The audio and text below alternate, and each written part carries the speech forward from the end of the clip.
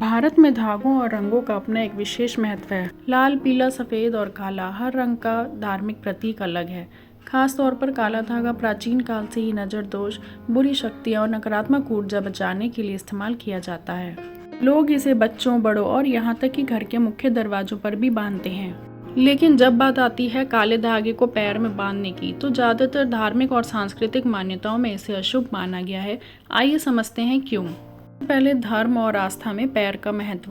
भारतीय संस्कृति में पैरों को शरीर का सबसे नीचा और अपवित्र अंग माना गया है। पूजा पाठ करते समय पैर को हमेशा दूर रखा जाता है। किसी भी देव प्रतिमा, किताब या बुजुर्ग को पैर से छूना बड़ा अपमान माना जाता है। इसलिए जब कोई धागा पैर में बांधा जाता है तो ये उसकी पवित्रता को कम कर देता है। यानी जो धागा सुरक्षा का कवच है वह पैर में बांधने से अपमानित हो सकता है। दूसरा, ज्योतिषीय कारण। ज्योतिष शास्त्र के अनुसार शरीर के अंगों पर अलग अलग ग्रहों का प्रभाव माना गया है। काला रंग शनि, राहु और केतु से जुड़ा होता है। अगर काला धागा हाथ में बांधा जाए तो ये शनि और राहु की नकारात्मक ऊर्जा को संतुलित करता है। लेकिन अगर वहीं काला धागा पैर में बांधा जाए तो राहु केतु की ऊर्जा और अधिक सक्रिय हो जाती है, जिससे जीवन में अस्थिरता, मानसिक तनाव और बाधाएं बढ़ सकती हैं। तीसरा, धार्मिक दृष्टिकोण। काला धागा आमतौर पर हनुमान जी, शनिदेव या भैरव बाबा से जुड़ा होता है। इसे शनिवार या मंगलवार को मंत्रों के साथ पहना जाता है। हनुमान जी और शनिदेव के धागे को शरीर के ऊपरी हिस्से में बांधना शुभ माना जाता है।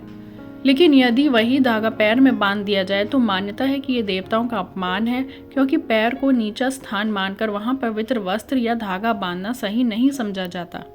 चौथा, कब पैर में बांधा जाता है। हालांकि एक अपवाद भी है। बच्चों को बुरी नज़र से बचाने के लिए उनके पैरों में काला धागा बांधा जाता है, लेकिन ये धागा सामान्य धागा नहीं होता। इसे किसी विशेष विधि से बांधा जाता है। फिर भी बड़े बुजुर्ग कहते हैं कि ये उपाय बच्चों के लिए ही है, बड़ों के लिए पैर में धागा बांधना अशुभ है।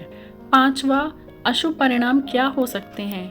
अगर कोई व्यक्ति बार बार पैर में काला धागा बांधता है तो मान्यता है कि उसे ये परिणाम झेलने पड़ सकते हैं, जैसे कि कार्यों में रुकावट और असफलता, मानसिक बेचैनी और तनाव, आर्थिक हानि, रिश्तों में कड़वाहट, नकारात्मक ऊर्जा का बढ़ना।